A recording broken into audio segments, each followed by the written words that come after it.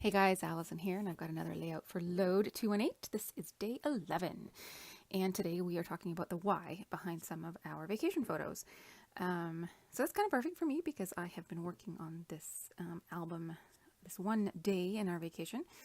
So I knew that I was going to be taking a sort of a deeper dive in with my journaling.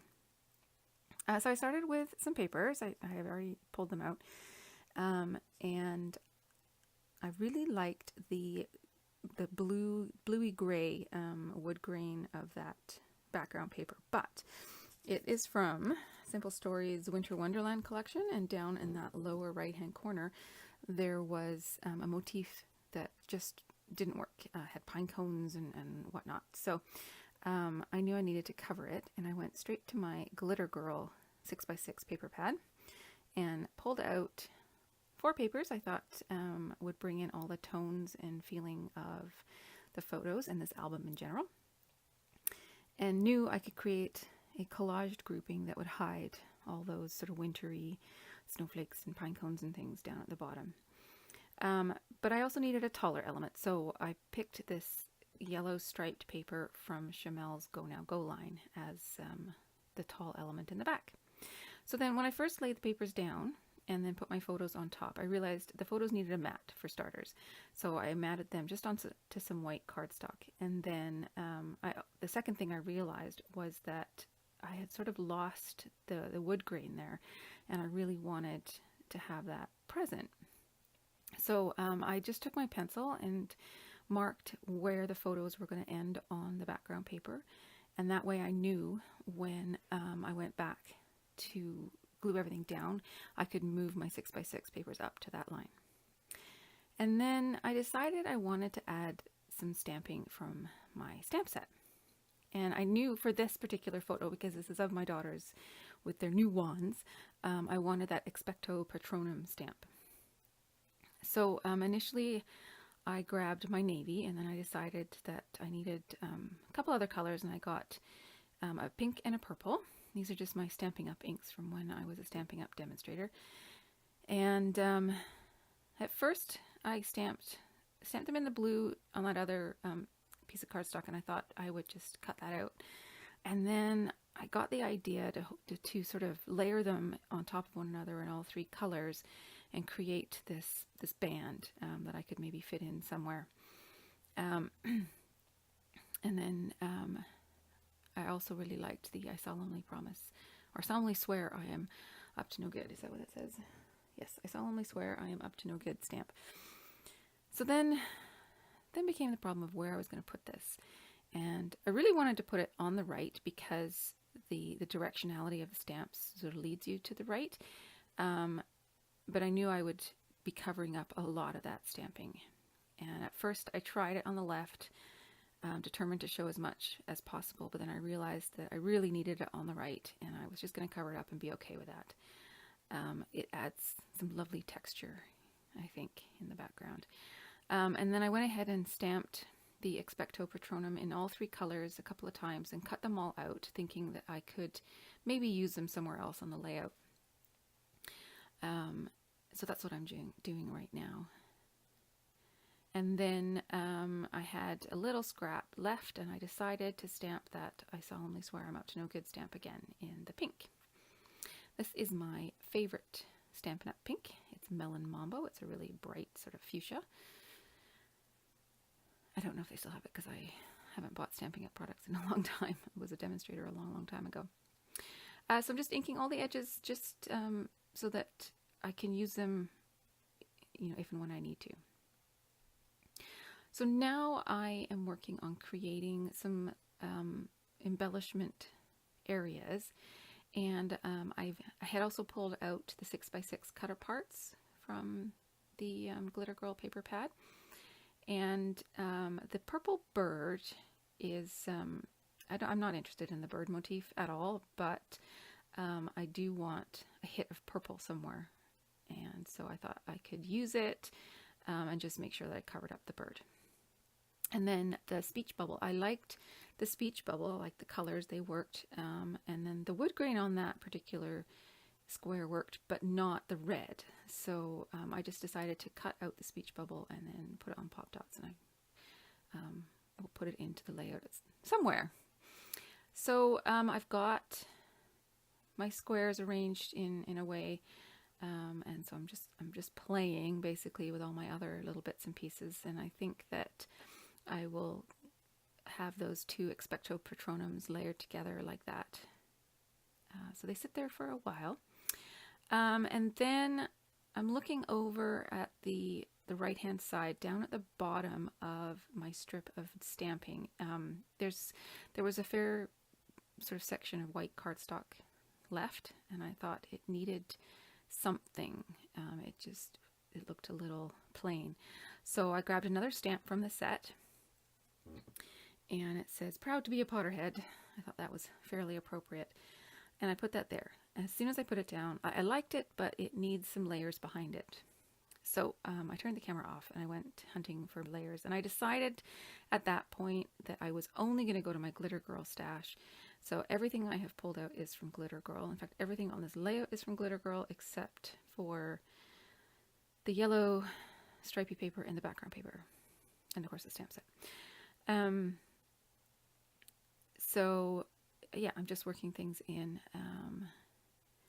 layering them up. I've got some flower die cuts, and then I also decide to use some of those sort of washi tape squares. I've got like a purpley one back there. I end up covering most of it up, to be honest, but I'm okay with that. I know it's back there, and it adds some layers and some texture. So that one is mostly finished, so I start working on my next one. And I know I want that purple square down at the bottom, so I just glue that down, and that way I know that I need to work on covering up the bird, but I want to keep the purple. And that's when I decide that the two layers of the expecto patronum stamper is just a little bit much. It's sort of taking over, and I swap it out for a single pink one. So I'm just continuing to layer and making sure that each section has, something different, but something the same. So I've put a turquoise square with a purple flower on it, those washi tape squares, over down in that lower left corner. And then my stamped sentiment is up on Pop Dots, and I've got a flower on top of that bird. It was sort of the perfect size to cover up the bird. And then up at the top, I put another washi square. This one is white with a whole lot of flowers on it. And then I like that speech bubble die cut. And at that point, I decide I'm going to have two sections of journaling. One is going to be sort of the basics of the photos. And then the other section is going to be sort of the deeper, the whys. And I'm just continuing to adding things in to really beef up those layers. So I added a speech bubble down on the right hand side, and some flower stickers. And now I'm going to get my journaling in before I go any further and start losing space for it. So up at the top, like I said, that's just the basics. So it's just Paige and Marley both wanted to buy wands as their souvenir of this day. I couldn't think of a better one. So that's just kind of your basic journaling. And then in the next section, I went a little bit deeper. So I said, after we'd finished the tour and before we went back for the Forgotten Butterbeer, we had a snack at the cafe and the girls tried out their new wands. I used to wish that magic were real, and the Harry Potter books brought it to life in a way I'd never imagined. I'm so glad these two joined me today. It's just a little bit deeper, nothing, earth-shattering or super private, but just to take that, take the prompt and go a little bit into the why of why I took the photos, why I'm scrapbooking the photos, why they're so important to me. And now I'm working on my title. And I've got those glittery word thickers from the Glitter Girl collection. And I have the teal Fitzgerald thickers that match. So I'm trying to use them. And I realize as I'm putting down that word that my space is not big enough for what I wanted to spell with all the glittery thicker. So I decide to change plans and use some of these pink tile stickers from the sticker book. But of course they don't stick for me, so I have to put my adhesive down first. And then I can go back in with another word in the glittery thickers. And I'm really glad actually that I did it this way, because it gives the title a lot more interest than it would have if it was all turquoise glitter. It breaks things up in a nice way. Oh, and then I realized I spelled trying wrong, but I fixed it. Yeah, you ever have that experience where you look at a word and you swear you've spelt it correctly, and then you realize that nope, you really hadn't. And I had moved that magic, the speech bubble that said magic, from the top. It was getting in my way, and then it was too close to the magic in the title as well. So I ended up moving it down to the bottom, and I'm much happier with it down there. And now I have hits of turquoise in all three areas. And so I decided that the Glitter Girl wood buttons that I've been kind of saving were perfect for this layout. And then I had some pink glitter hearts and some blue glitter dots left from my one. I have 2 packages of the enamel shapes from Glitter Girl, but that was all that was left in the one package. So I decided to just put it all on the layout, and that's it. That's done. So here are some close-ups, and I'm really happy that I got more of that stamping in. I wanted to make sure that it was something that showed up throughout my album, and I'm really happy that it's here now.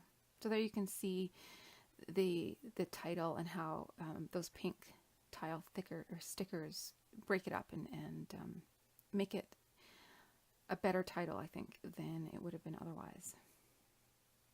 And I love the photos of my daughters when they're trying to hex me. Yes, they were trying to hex me. Terrible, terrible. Anyways, thank you for joining me, and I will talk to you again soon. Bye-bye.